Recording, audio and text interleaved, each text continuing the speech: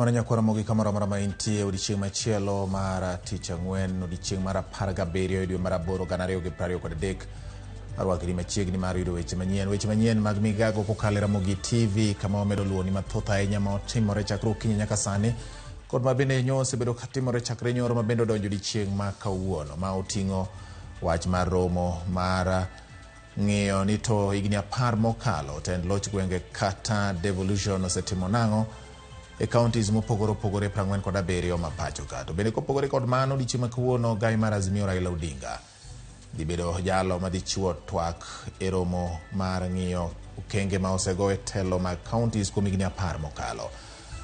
E boma ma Nakuru kocha do Manakuru weyo manen gavana mar county ma Uasin Gishu ma bende sani en senator mar county no Jackson Mandago kod achije mamoko gi rambun mar $2 million kata omenda maching maromo 1,500 kendo yienegi mondo bigi dog gi kwed kata yie ketho ma tudo gi kod wach mar mibadhi mar omenda mag somo masiro nyithindo mane dwa dhi kawo rieko e pinje maoko e county no. Yakwara Ramogi wan kod magi kachiel kod mamoko mathoth motenore kod weche mag yuto mag bengi to kod weche ma jatend piny medo wacho e wi telo mare. Machiegni Nyakwara Ramogi mokwongo aida ne thund weche.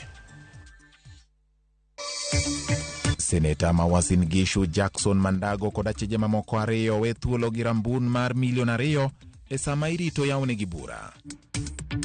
Ogai mar Azimio Raila Odinga e wendo modhial kawuono e romo mar loch kor gwenge madhi nyime e boma ma Eldoret. The app is not just a technological update, it is but a paradigm shift in governance. Counties aparo ndikore lai ma itayo gi kambi Safaricom mabiro konyo jopiny yudo chenro mag sirikand counties.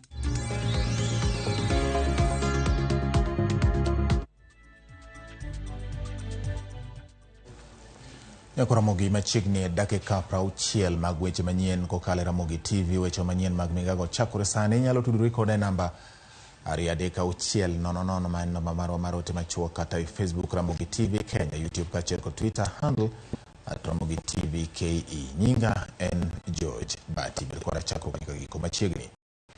Do Manakuru weyo senator ma Uasin Gishu Jackson Mandago kod achije mamoko ariyo magin Joshua Lele kod Meshak Rono girambun mar $2 million kata omenda maching mar 1,500 bang' donjnegi ka itudo gi kod mibadhi mokwako omenda manochoki kod tend county kata tend Mandago e kinde manen gavana mar Uasin Gishu mar siro somb jopuonjre mawuok e county no mane dwa dhi yudo tiegruok e piny Canada kod Finland. Jal buche Alois Ndege owacho ni wacho magi kinde ma okil mar Joseph Maritim ma en achich mar adek e burano Samiego okwayo doho mondo mi ochiw thuolo ne achijno masani nitie e piny mar Canada mondo mi obi osomne kethone bang' dweche 2 koduogo pacho ka. Jal buche koro rwako kwayo mar okiliego kendo chiwo thuolo ne achije e burano mondo obi ochung'e bao mar yie kata kwedo ketho margi e wi mibadhi mar $1.1 billion mamienogi.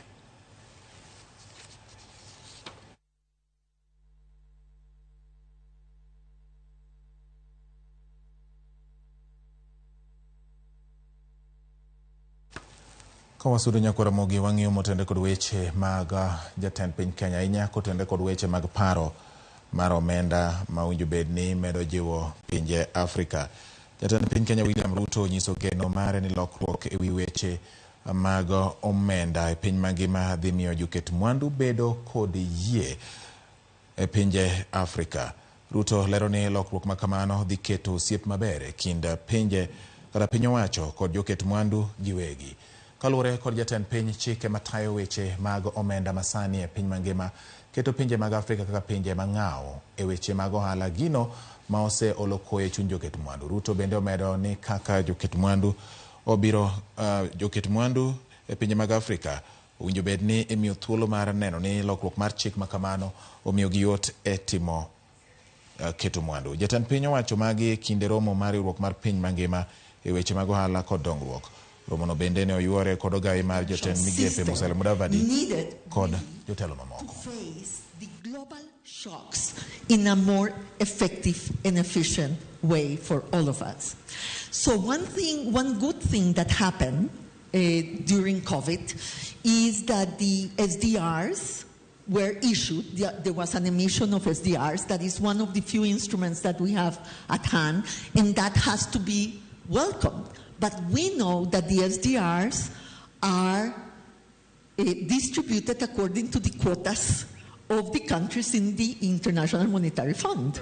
So from the $650 billion that were issued in FDRs, Africa received 33 billion. Our position is that there is something the current international financial institutions can learn from China. For example, scale and speed. Maybe there is something China can also learn from our current international institution. But we are saying there needs to be a conversation. We need a conversation that makes all of us winners. And what we are saying is, in the reform of these institutions, we're not being reckless. What we are saying is, let us have a fairer international financial system. Kodhi nyime ni jotend migepe Musalia Mudavadi okoni governors mondo ononre matut kendo lok pachgi e wiki telo magi tayo godo counties magi. Mudavadi okwayo jotelo duto nyaka mago matiyo e piny owacho mamalo mondo tima kare mar kelo dongruok e sectors magitie. Mudavadi wacho ni kata bedo ni lokruok oseneno nyaka ne tend gwenge chak tiyo higni 10 mokalo. Pod nitiere gik mathoth ma jotelo nyalo timo mar medo bero ngima oganda Kenya. Mudavadi noloso e kinde yango romo mar governors madhi nyime e boma ma Eldoret, kama owacho ni kata obedo ni jotelo osetemo tiyo makare, achiedh nade kaka gope ma piny owacho ni godo, weche mag budget kod ndiko jotich moromo pod ng'iko chenro mag dongruok e pacho ka. That if the 2010 Constitution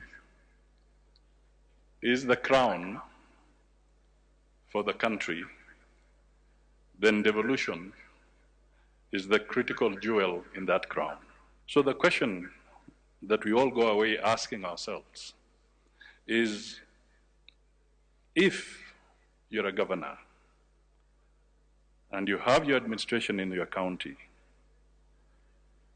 taking from that pitch, are you a facilitator or are you an obstructor? Kawang'iyo motende kod weche mag bero chenro mag tije counties ni counties mamoko maromo 10 ndikore mbui ma iluongo ni My County app mani kod tije duto mag counties e lai achiel. Mbui ni miyo jopiny thuolo mar yudo kendo timo chudo ne chenro mag piny owacho mag counties kamoro achiel. My Country app ochako tiyo e county ma Makueni dwe mar 4 higani ka counties mamoko magin Nairobi, Uasin Gishu, Samburu, Bomet, Narok, Kitui, Busia, Kilifi, Elgeyo Marakwet kod Kajiado bende koro donje. Kambi mar Safaricom moloso mbui ni bende okoni ma en gima dhi miyo governors arita makare mar mbui. We are happy to partner with you to support other financial and revenue collection and management services for your county, which may be on need. In addition to connectivity and financial services, Safaricom offers digital services, including mobile applications and platforms that can be integrated into government operations. This includes 26 counties automating business registration services and licensing processes, making it easier for micro, small, and medium-sized enterprises to formalize their operations. It's currently being implemented in 11 counties. I'm told that has gone to close to 15 now. The app is not just a technological update, it is but a paradigm shift in governance, and as it empowers citizens as active participants in decision making. Ramogi koro sani odani mondo wadhiane nyaka Eldoret mondo watudre kod jafwambo marwa Eric Owenga kama ogai mar Azimio la Umoja One Kenya Raila Odinga e wendo modhial madhi chiwo twak mar odiechieng' mar 2 mar romo mar dhialo higni 10 mar loch gwenge kata devolution. Raila dhi chiwo twak mare e romono matimore boma ma Eldoret. Wadani mondo mikoro gie sani watudre ne kod jafwambo marwa Eric Owenga ma osebedo e boma ma Eldoret kama nyasi ni dhi nyime. Onyiso ni to ginang'o gini mosewachore nyaka ne piny ruo odiechieng' ma kawuono mano odiechieng' mar 2 bang' nyoyaw chenro no nyoro Motelo na Wenga oloso kod moko kuom MCAs mabende oyuoro e romone kaginyiso kenge ma oseketi e telo mag counties ahinya mageto loko ngima oganda jo Kenya. Eriko Wenga odiochieng' ma kawuono en odiochieng' ma igeno no gai mar Azimio la Umoja One Kenya Raila Odinga e jalo ma bende chiwo wach ewi weche mag telo mag loch gwenge ma bende nobiro bang' ne oganda jo Kenya siro gi sironyo pend chik kata katiba 2010. Ng'ogi ni mosewuok odiochieng' mar ariyo mar romo mar ngo igni 10 mar telo mag counties Turka.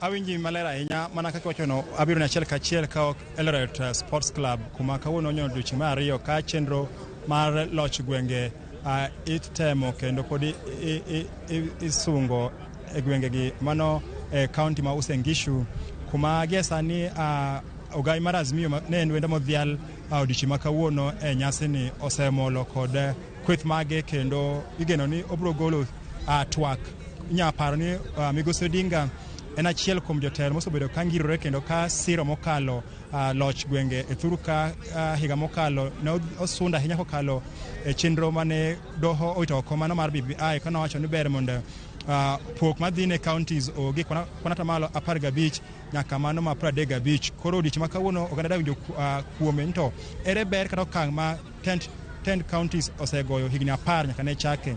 To odiochieng' ma kawuono bende inya par ni ok en mana josiasa kende ema yuoro ka wan kod oganda mopogore mabende nochopo ka mar duso kendo nyiso gik ma gisoyudo ka gitimo kaluwore kod telo mar devolution. Kaka mano miya thuolo dak achiel atuda kod achiel kuom oganda mabende owuok mane gwenge mamoko kendo chopo ka mar biro mondo ginyis gigo ma gin kod machiegni e RamogiTV. In en ng'awa ti akanye to kawuono uchopo ka mar timo ang'owa? Erokamano RamogiTV gi nyinga Johnson Mboya. Awuok e organization mar Global Climate Change and Health Association of Kenya. Wabiro Devolution Conference, wabiro under COG and innovation ma wabiro nyiso kaka the youth, the space of the youth. Nyalo tiyo gi lony masani mondo walok go ngima kata kaka dak ma ji odak. Koro devolution ka wamit waromo gi jolony mopogore investors ji gomba ka ng'iyo kaka counties nigire mane nyaka ne devolution bi 2013 nyaka sani ere okang' ma ji osegoyo to ere kuonde ma rem nitie to ere kaka counties nyalo improve relationship between national government to gi county government. Koro watemo lalore, jitemo gombaka, jitemo wuoyo mondo jio oyudane ways gi formula ma stakeholders and people involved nyalo come up. Koro for example one kaka innovation mara ne watiyo gi aloko waste diapers ketlo pollution, environmental pollution menace to the environment kendo lilo alwora to koro watiyo gi diapers gi watkaw diapers gi to waloso go fuel, waloso go building and gige gedo mesa, waloso go stool gini gik machalo kamano. Kaka organization akiani odiochieng' ma kawuono usoyudo ere fuok muyudo ahinya kuom rowere nyaka nubed ka ato ere gima unya recommend kata unemo chiwo paro mondo tim kendo gi jolony mag devolution? Erokamano kaka watemo access, watemo gombaka gi ji mopogore to watemo yudo ni rowere onge information gilak information. Koro one thing display of information watemo nyiso rowere some of the challenges in the current space to gi kaka ginyalo biro kanyakla mondo giriwre nikech gigi ok nyal ng'ata achiel ok nyal, lakini ka rowere obiro kanyakla moriwore to ginyalo achieve gima duong'. Koro watemo riwo rowere to gi nyiso gi kuonde ma gaps nitie, kuonde ma rem nitie to gi kaka ginyalo kelo ideas gi mondo wa fill the gaps. Mogik inya changowa higni 10 mar devolution bende nitie gima kaka riwruok wanya buonjo kata nya moro wa kaka jo Kenya kalore kod kumi ae? Devolution to no biro 2013 lakini are 2013 nyaka sani devolution osego kang, lakini on the other side bende pod nyaka wach ni nitie kuonde marem nitie manyaka inyalo jiw, lakini anyalo miyo devolution 50%, anyalo miyo devolution 50%, lakini ko nitie kuonde marem nitie machalo kaka resources kowuok e national government ka biro e counties, samoro gi delay yudo ka services obedo discontinued. Ya koro watemo devolution ber, lakini pod nitie kuonde mafuok nitie ma pod nyaka lalruok bede mondo devolution obed effective 100%.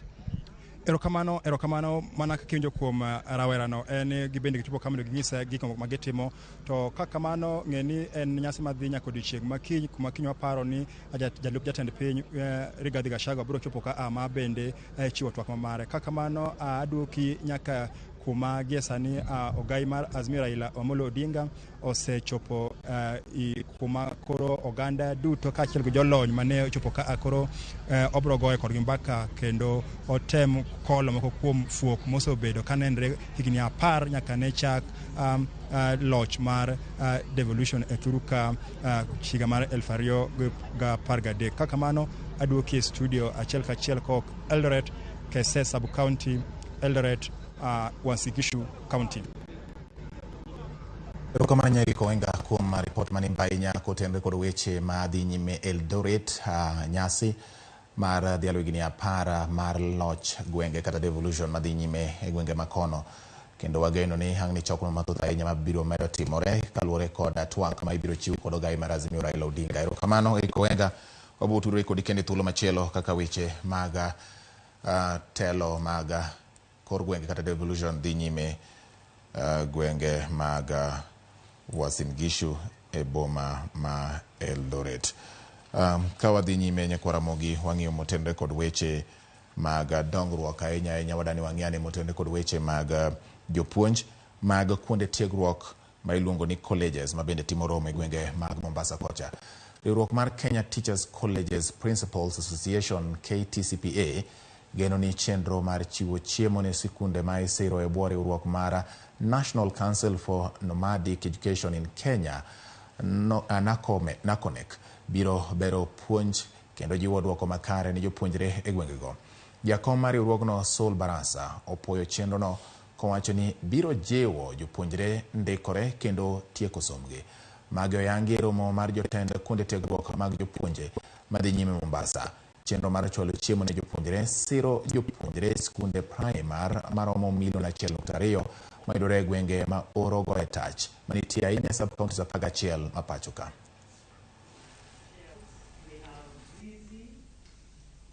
The teachers we train go to teach in primary schools throughout the Republic. And therefore we are as equally concerned about the school feeding programs so that the children can stay in the schools and be able to access the learning. For us to be able to ensure that these meals get to the targeted learners, we do a frequent monitoring. Once the foods have been distributed to the intended schools, then now we do a follow by monitoring. And actually, we don't do it alone. We do it jointly with the World Food Program. And the number of enrollment or the number of learners that we're feeding as per the last food distribution, we are now feeding around 1.2 million learners.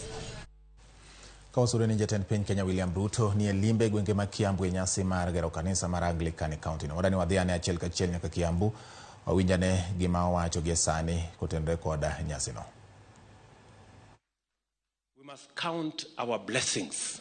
God has really, and I like the way Bishop has said, that God has truly blessed this diocese. Mukona mambo mengi, mukona mali nyingi, mukona baraka. Na ndio sababu hii mjengo tutajenga kwa miaka 2. Na mimi nitaungana na nyinyi katika hiyo harakati. Wakati askofu alinitembelea aliniambia nikuja na simiti. Na nimekuja na simiti. Kwa sababu mimi pia Mungu amenibarikia. kwa sababu unajua mimi nilikuwa mtu jua kali sana kule, lakini unajua Mungu anainua mtu anamfanya rais kupitia kwa baraka zenu za kura na maombi yenu. Mimi nasema asante sana. So tutajenga hii mjengo pamoja na nyinyi. And Bishop, I like your faith that next year, a time like this, we will come here on a Friday to come and open this cathedral. Mimi sikusema, yeye ndiye alisema. Alisema ile ingine iliangushwa Wednesday, sasa tumekujia hii Thursday, hiyo ingine tutakuja kumalizia Friday. So tutakuja, we will come.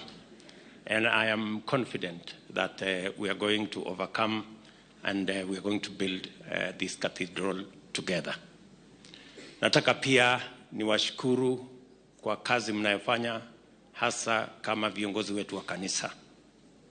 You've spoken to us as a leader na umetuuliza mambo mengi ya vile tunaweza, wakati tunangojea kwenda mbinguni, pia tufanye bidii hapa duniani.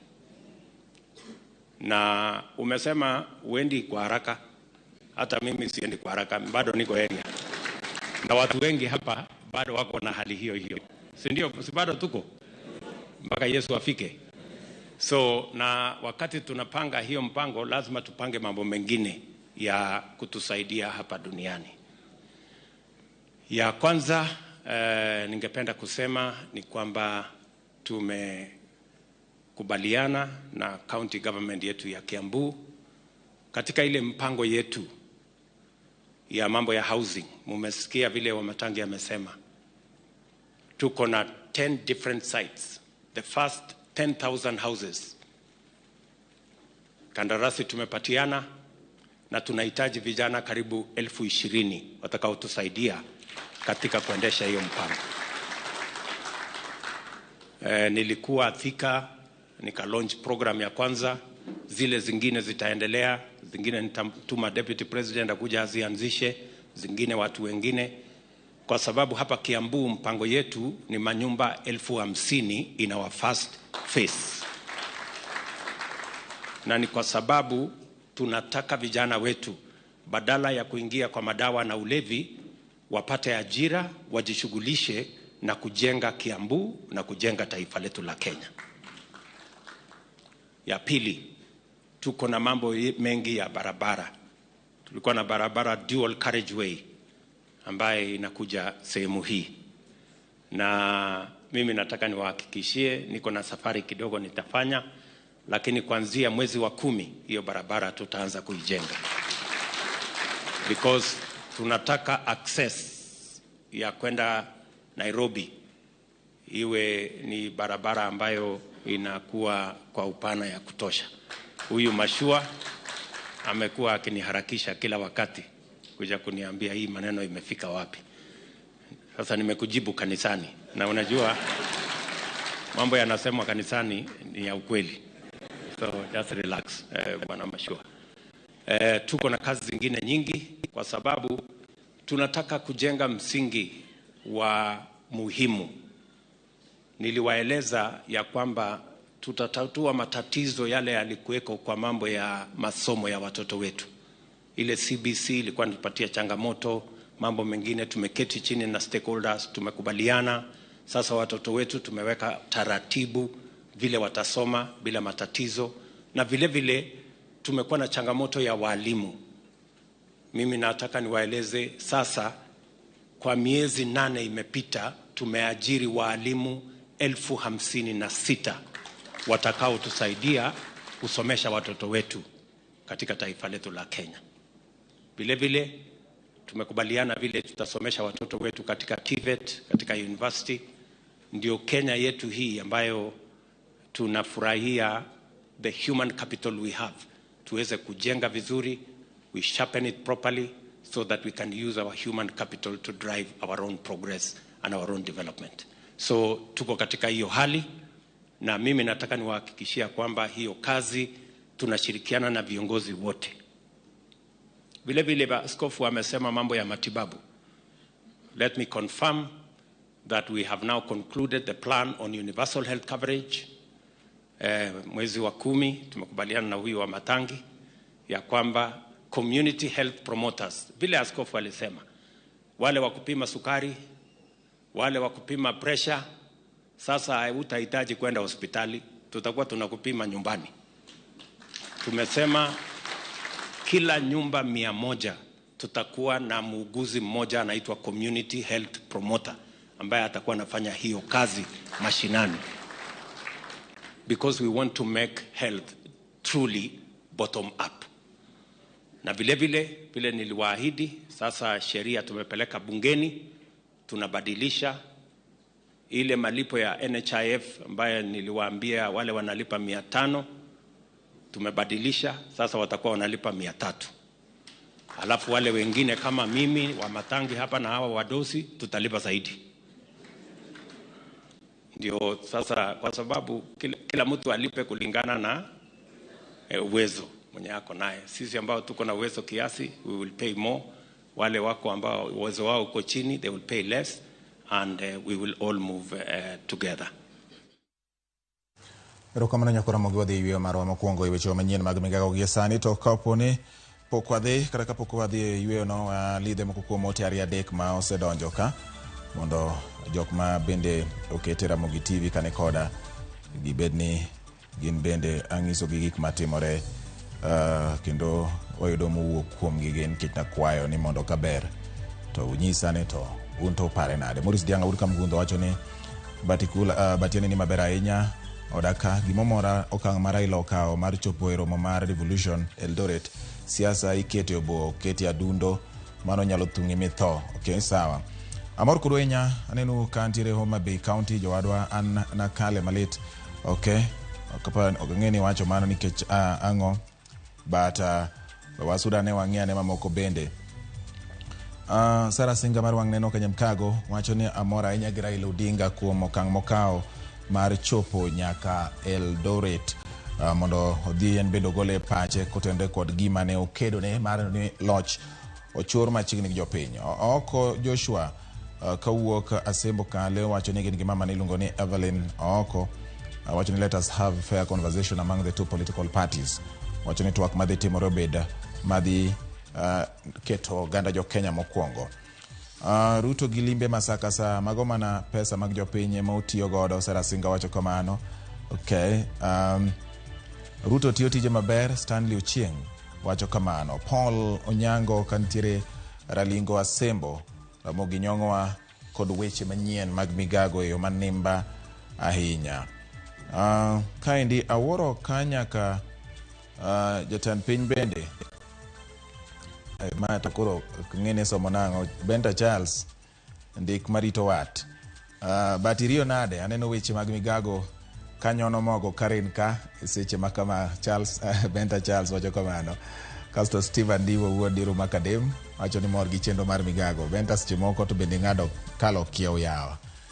To kapoka aduogo ka oyweyo ni koda pod wan gi mathoth ka uduogo e weche manyien mag Migago.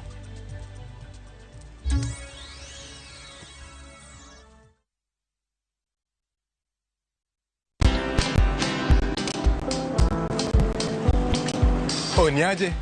Ni kama unashangaa kwa nini naangalia simu with so much focus eh? Usishangae sana. Ni vile nimekuwa ndani ya story kabisa. Ni kama ile hali ya juzi. Ni kama nilikuwa hapo iki happen. And when this new market was being opened, ni kama nilikuwa hapo tu. Hata vile local tourists for a special rate at the coast, I was there. And when this new road was being commissioned, I was right there.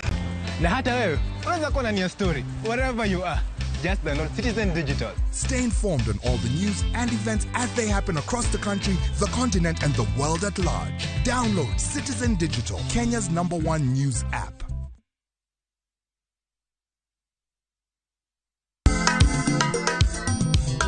Ma echenro makelo ni danji malie. Kik od belo bai. Wakelo ni be. Angomiri. Kisani kwa aliye juu. Fuata. Ma Mae chenro makeloni duond yawuoto nagi. Apuro puoth ngima, apuro puoth poetry bende, apidho kodhi. Duond mine nyalo. Kod ohala. Ng'at mochako ohala nikech ng'ane no ochako. Gino gi bende. Mbak ndalo. Wuoyo go ganda mar onagi ka jiwo gi kik gibedi gi luoro. Kod Stella Brenda, Lin Ramogi, kod DJ Kolo. Wuok tich nyaka tich abich, saa 8 odiechieng' nyaka saa 10 odhiambo. Mane Ramogi TV.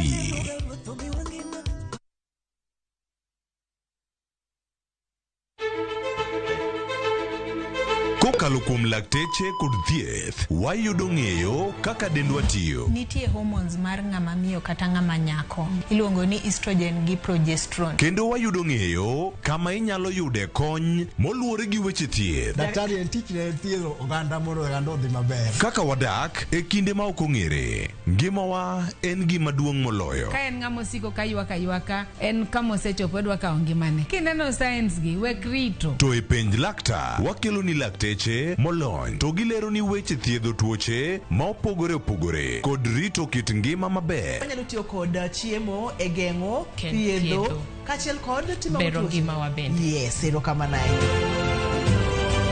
Penj laktar kokalo Ramogi TV kama wacho ni ngima en mwandu. Wuok tich nyaka tich abich chakre saa 12 odhiambo nyaka saa 1 mar otieno. En chenro ma kik bai kata matin.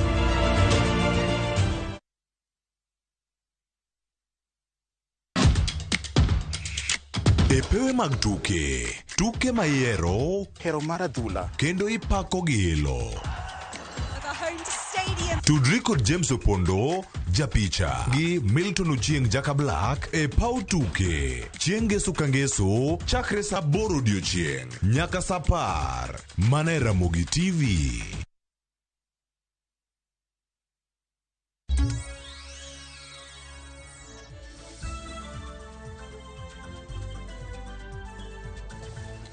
Odhi nyime nyaka Ramogi, erokamano kuom medo kete Ramogi TV. Jokanyo mopogore opogore koro manyo yore mamoko mag dhialo nyithindo manyiri ma jokuria kopogore kod tero gi nyangi kaka ne gisebedo ka gitimo. Twagno bende onywando jokanyo e dhudi mamoko ma bende ne tero nyithindgi manyiri nyangi kinde mokalo. Orani watudre ane kod jafwambo marwa George Juma ma bende nitiere e gwenge mag Kuria e kaunti ma Migori mondo omiwane mathoth ka otende kod wach mar twak makoro osebedo kadhi nyime e gwenge mag Kuria ma bende wach mar tero nyithindo manyiri nyange ikoni ne oseduoko chien dongruok mag nyithindo manyiri e gwenge makono. George Juma nyaka gi odiechieng' ma kawuono nyasi mar puonjruok kendo dhialo kata keto yore mamoko mag dhialo nyithindo manyiri mopogore kod tero gi nyange. Dipone joma oyuoro ka magin jolony kod jogo makero ne ratiro mag nyithindo manyiri kod nyange e kind nyithindo wacho ni osenyuolo lemo mane to kenge mage mag degier mondo gidhi godo mbele ka gimedo jiwo wechegi.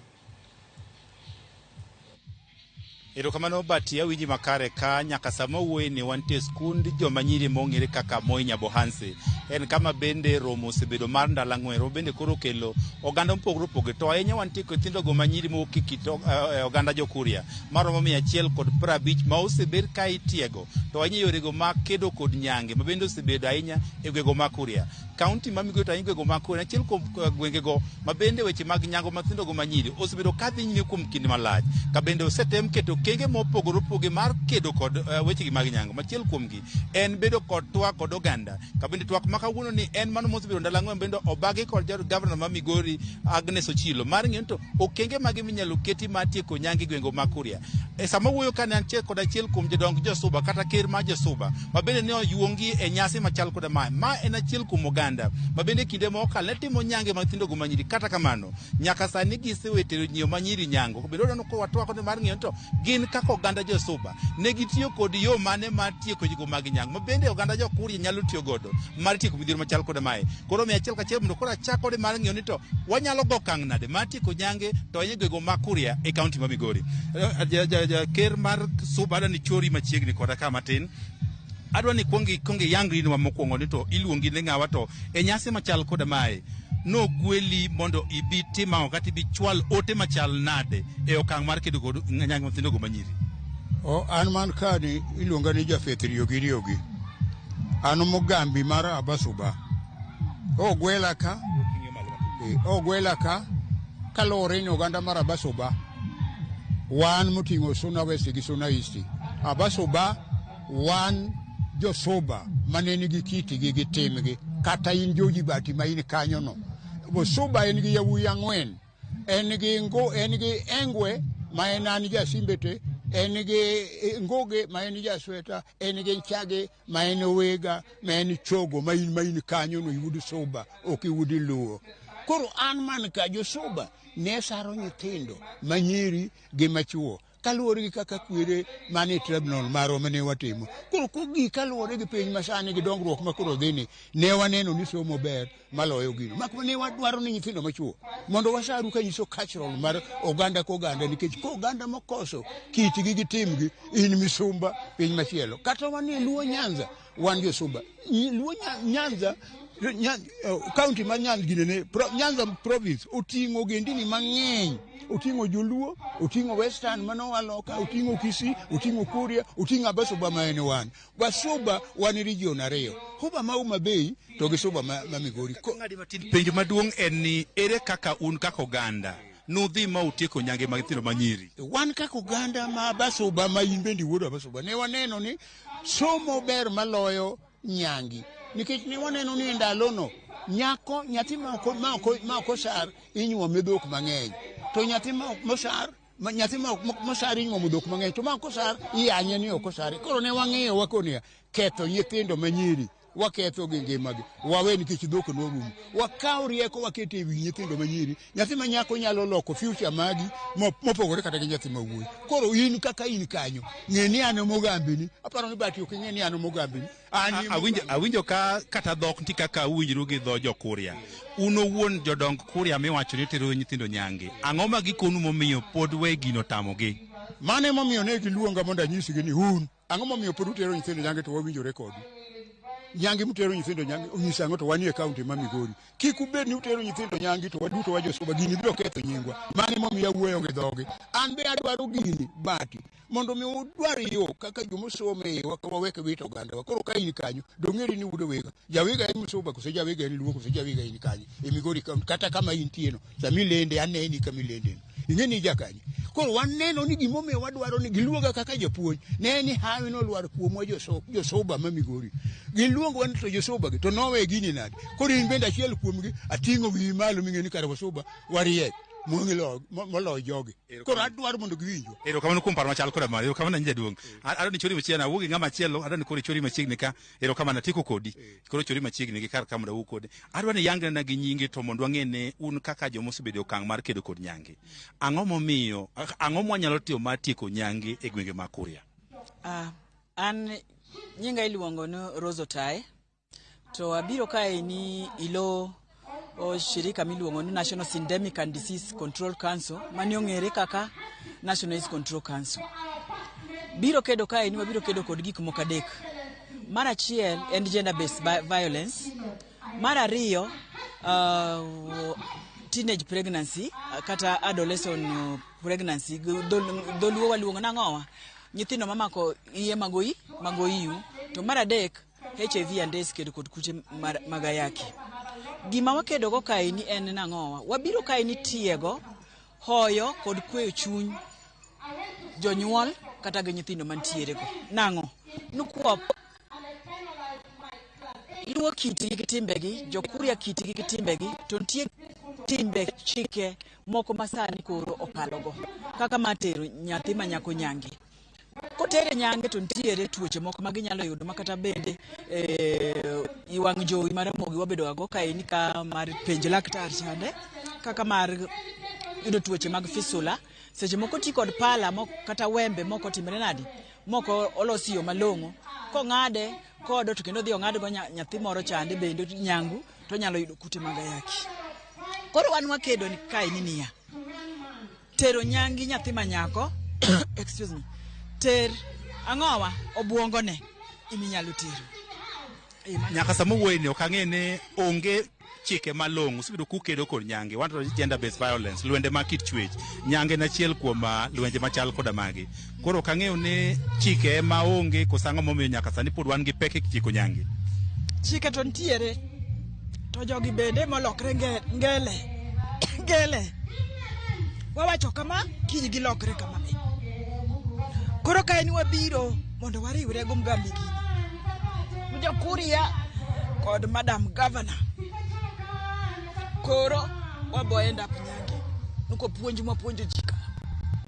Ito kamano kuom paro machal koda mano kinyalo nyumago kuom moko kuom oganda bende koro luonge nyasi machal koda mae koro pod wago tach ka mar ng'ento jotelo mopogo bende nyaka sani koro olwake chien machal koda mae en yo mane magidhi bedo godo kuom ndalo 4 ma rawere manyiri gi osebedo ma imiyo gi puonj mopogore opogore bwadhi yudo yo makare mar tieko nyango bende nyaka sani osebedo gego makoda kuom kinde malach ka tieko en king'iyo higa mokalo dwe mar 12 kod higa mokalo nyiri makwan gi loyo 40 ne oter nyange ka bende kwan nyiri malo 600 bende ne oringo kendo manyo kuondego mag jot ka nitero gi wechego mag nyango en gino bende nyaka sano migep mopogore opogore siwuok oko mane weche mag nyango koro tiek mapiyo piyo to ahinya higa ni to kolewo to higa mabiro. Erokamano nya George Juma kuom lipot ahinya kotenore kod okenge ma koro iketo e kaunti ma Migori mar neno ni othir weche mag tero nyithindo manyiri nyange gwenge ma Kuria kod gwenge mamoko ma bende isumruok paro ewi yo maler ma winjo bed ni tiyo godo mar thiro timni moseduoko chien dongruok mar nyathi manyako e gwenge makono. Geno ni podi medo luwo wechego kuma mathoth mag ni wuogi kuom jotwak mopogore opogore gi jolony jokedo ang' ni med miyo nyikwa Ramogi ajwang' e seche mamoko bende e weche manyien moko mabiro. Erokamano Juma kuom lipot machal kod mano. Wadhi nyime nyakwa Ramogi moko kuom senators mag Azimio la Umoja One Kenya osayo jambetre mar piny Amerika e pacho ka Meg Whitman ewi weche ma wacho e kinde romo mag governors odiechieng' manyoro ma bende nyowacho ni yiero mag 2022 ma pacho ka notim e yo ma uyanga. Senator ma Kitui Nokwambua Moses Kajwang' ma Homa Bay kod Oburu Oginga Mabondo ma Siaya onyiso Whitman mondo mi othegre gi siasa ma pacho ka. Jotelo go wacho weche mag Whitman ewi yiero mane okwede do mamalo mogik e pacho ka ok nyis chung' mar piny Amerika ewi kedo ne thuolo mar demokrasia. Bende gichaye kuom siro osuru ma piny owacho mar Kenya Kwanza osebedo ka thung'o go oganda jo Kenya. Elections, taxes and corruption are existential questions in Kenya today. It is only a visitor in Jerusalem who can discuss them in such a casual manner. The American government is definitely not a visitor in Nairobi, and we can only hope that these unfortunate remarks were personal and were inspired by the envoy's base corporate instincts of pleasing the buyer to close a deal. Felt hurt when the U.S. ambassador is dancing and praising democracy in Kenya when such rights are being criminalized and described as destruction of property and rioting and all sorts of descriptions which just prove that the current regime is actually slowly taking this country into a dictatorship. I think that there is a dangerous trend that is coming up where our foreign partners are more concerned about supply chain diversification, are more concerned about the continuity of business rather than the sanctity of life in those jurisdictions where they operate. We want our friends to think about lives as much as they think about supply chain, to think about rights as much as they think about the disruptions that have been brought about by the Ukraine and Russian war.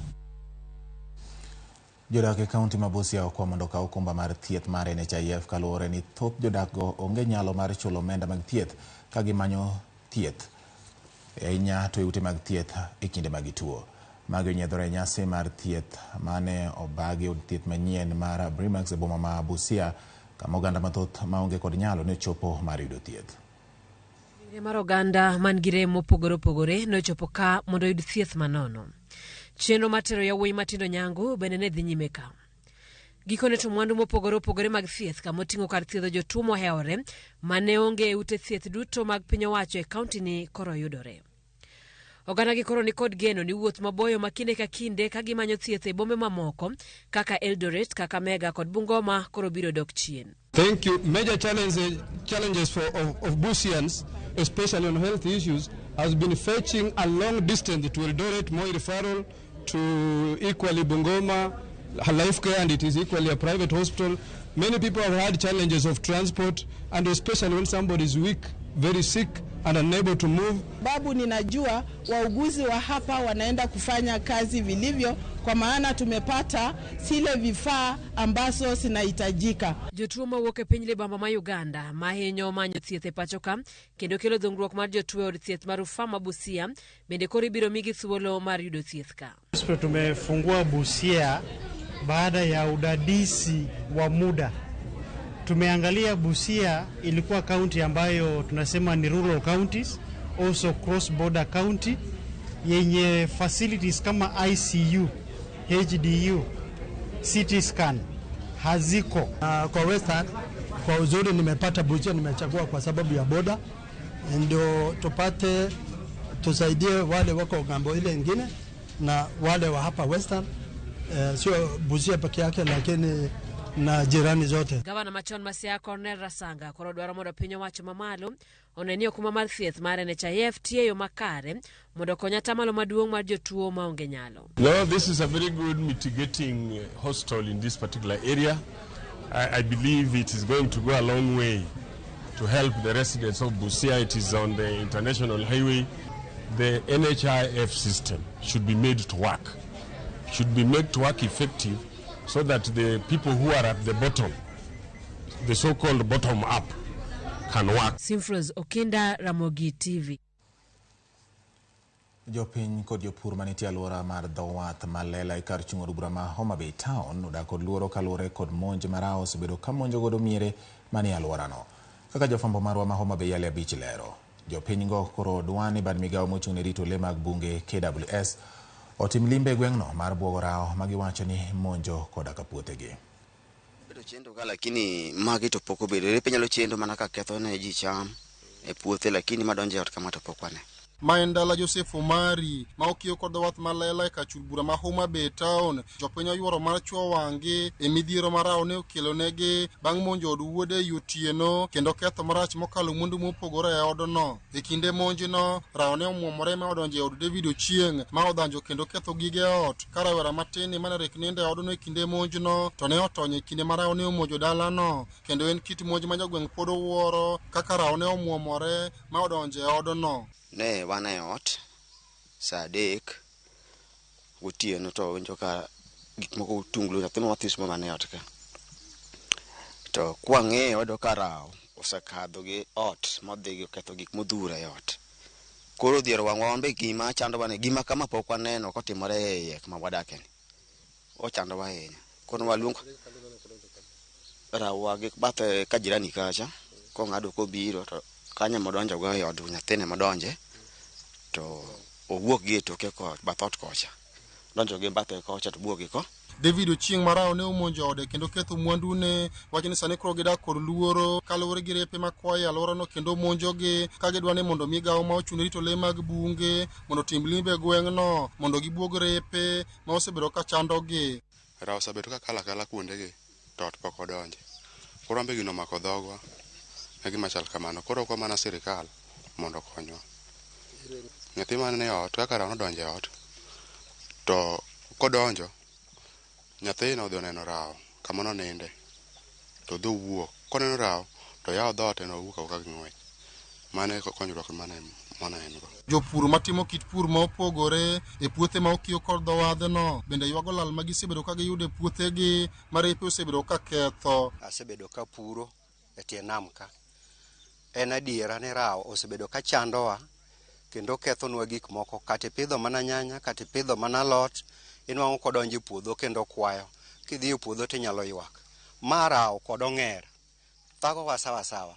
To rao kogik sa 12 odhiambo area ma wantieni inwang'o ka rao osewuok oko kendo kwayo. Koro wakwayo sirikal mondo manye yo manyalo miyo wago support mondo gimanye kaka ginyalo buogonwa rao, nikech gik ma watimo ni mondo wayudgo konyruok. To ok wanyal yudo konyruok nikech kosebiro e puodho rao kodonjo e puodho to kama okaleno oketho gimoro amora. Jalup ruoth makono Tom Ondiek ywago chandruok ma jopiny go osebedo ka kale kaluwore gi medruok e monj mag repe e gweng'no. Ne wabedo gi buok kabisa kod monj mar rao. Rao osebedo ka monjo jo area naka sana sana jok modak machiegni gi dho nam. Manyoro ne rao nodonjo dala wuoyi miluongo ne Joseph Ochieng mara oketho gige wuode miluongo ni Davis Omondi. Gik mang'eny nokethore kabisa machalo TV,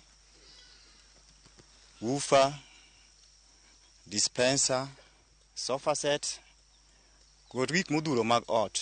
Rao osebedo ka chendo area maka, to matinyoro otimore modonjo nyaka e ot moketho gik moko pok notimore. Kendo wakwayo jo idara kata department mar KWS ni mondo gikaw action, ginene ka ginyalo contain rao. Kech ma miyo jowa bedo gi pek e weche mag chiemo. Alia Beach, RamogiTV, Homa Bay.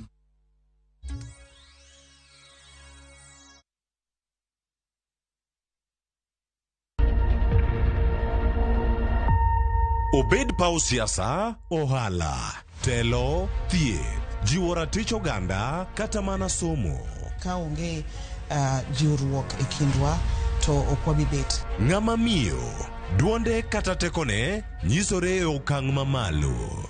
Dhowa ni e kan duso mach, wuo gi ng'ama nyalo wuoyo go many network ni. Kamora mora ma intie pachoka. Mine osekelo dongruok mathoth e pewe magimako, kendo lony margi kelo lokruok mathoth. Asementa ji moromo, kendo I'm very proud of that. Winj lony, jip, kod puonj magichiwo. Gimora mora midwa timo, tim gi tekoni te gi chunyi te, nikech mano kende e yo minyalo dongori godo motegno. Ngeso ka ngeso e chenro mar Mine Wacho kod Jaelieta.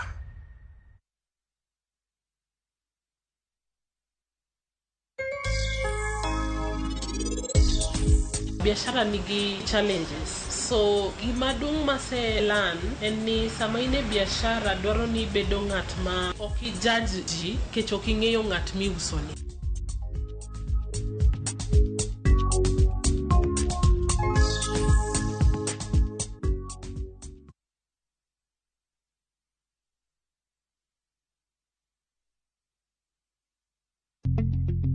Paren gi silimero kende, inyalo weyore gi landlord. Ng'ata nyalo bedo gi ot moluongo nyinge kokalo kuom Boma Yangu. Yudi ot moluongo nyinge kawuono. Chak kungo ne deposit mar atamalo 10 madore mondo ibed gi thuolo mar bedo gi ot ma oluongo nyingi. Ndikri ka idiyo *832# kata gwel mbui mar www.bomayangu.go.ke bang' ket siling 200 mar registration gi deposit mondo thuolo mar yudo ot moluongo nyingi ni kik bai oko. Chukua hatua, ujipatie keja yako leo. Piga *832#. Boma Yangu is a government affordable housing program.